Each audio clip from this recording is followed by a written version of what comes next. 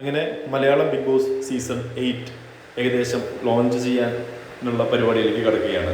ഏറ്റവും എക്സൈറ്റഡ് ആയിട്ടൊരു കാര്യം എന്താണെന്ന് വെച്ച് കഴിഞ്ഞാൽ ഇപ്രാവശ്യം നമ്മളെപ്പോലുള്ള സാധാരണ ജനങ്ങൾക്ക് ബിഗ് ബോസ് അത്രയധികം ഇഷ്ടപ്പെടുന്ന ആളുകൾക്ക് അതിൽ പങ്കെടുക്കാനായിട്ടൊരു അവസരമായിട്ടാണ് ബിഗ് ബോസ് ടീം വന്നിരിക്കുന്നത്.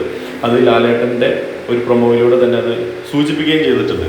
അപ്പോൾ അതെന്താണെന്ന് വെച്ച് കഴിഞ്ഞാൽ ഒരു അഗ്നിപരീക്ഷ എന്ന് പറയുന്ന ഒരു മത്സരവുമായിട്ടാണ് ബിഗ് ബോസ് ടീം വന്നിരിക്കുന്നത്.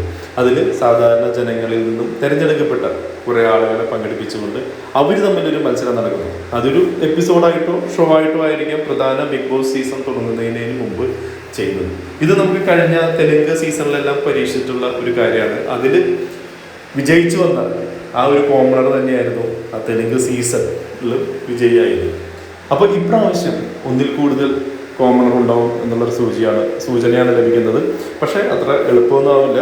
പല റൗണ്ടുകളിന് ശേഷമായിരിക്കും മെയിൻ ലിസ്റ്റ് വരുന്നത് കോമണറുടെ. അവരായിരിക്കും ഈ അഗ്നിപരീക്ഷയിൽ മത്സരിക്കാൻ പോകുന്നത്. അതിൽ ചിലപ്പോൾ നമ്മൾ വോട്ട് ചെയ്യേണ്ട ആവശ്യം ഉണ്ടായിരിക്കാം, അല്ലെങ്കിൽ ജഡ്ജസിൻ്റെ തീരുമാനം ഉണ്ടായിരിക്കാം. ഇതെല്ലാം കഴിഞ്ഞ് ആരാണോ വിന്നറായിട്ട് വരുന്നത് അവരായിരിക്കും ഒന്നോ അതിലധികം പേര് നേരിട്ട് ബിഗ് ബോസ് സീസൺ 8 എത്തുന്നത്. അപ്പോൾ എനിക്ക് തോന്നുന്നൊരു കാര്യം, ഇവർ ഇത്രയും മത്സരിച്ച് കുറേ കാര്യങ്ങളെല്ലാം ഓൾറെഡി ഒരു ഫസ്റ്റ് റൗണ്ട് കഴിഞ്ഞിട്ടായിരിക്കും 8 വരുന്നത്. അതുകൊണ്ട് തന്നെ ഇവരുടെ കൂടെ മത്സരിക്കാൻ പോകുന്ന സെലിബ്രിറ്റീസ് ആയിട്ടുള്ള ആളുകളും അല്ലെങ്കിൽ സോഷ്യൽ ഇൻഫ്ലുവൻസേഴ്സും മറ്റ് കാറ്റഗറിയിൽ പെടുന്ന ആളുകളും എല്ലാം ഉണ്ടെങ്കിലും ഇവർക്ക് ചിലപ്പോൾ ഒരു മുൻകൈ ഉണ്ടാവാൻ സാധ്യതയുണ്ട്. കാരണം ഓൾറെഡി ഇവർ ഒരു മത്സരം കഴിഞ്ഞ് കണ്ടസ്റ്റ് ചെയ്ത് അതിൻ്റെ കുറേ കാര്യങ്ങളെല്ലാം മനസ്സിലാക്കിയിട്ടായിരിക്കും വരുന്നത്. പിന്നെ സാധാരണ ജനങ്ങളുടെ ഒരു സപ്പോർട്ടും ഉണ്ടാവും. കഴിഞ്ഞ സീസണിൽ അനീഷ് ചെയ്തതുപോലെ അല്ലെങ്കിൽ അനീഷിന് കിട്ടിയ പോലെ ഒരു ഇനീഷ്യൽ ഒരു സപ്പോർട്ട് കിട്ടി. അത് കണ്ടിന്യൂ ചെയ്ത് പോകാൻ പറ്റുകയാണെങ്കിൽ ഒരുപക്ഷെ ഈ മലയാളം സീസൺ 8 ഒരു കോമണർ ആവാം വിജയ്. നമുക്ക് കാത്തിരുന്ന് കാണാം.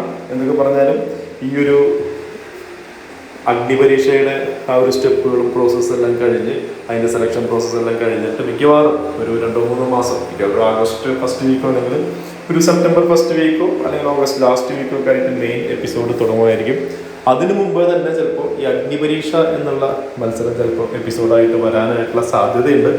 ഇത് ഞാൻ പറഞ്ഞ പോലെ തന്നെ കഴിഞ്ഞ സീസണുകളിൽ പല ലാംഗ്വേജിലും ഇത് പരീക്ഷിച്ചിട്ടുണ്ട്.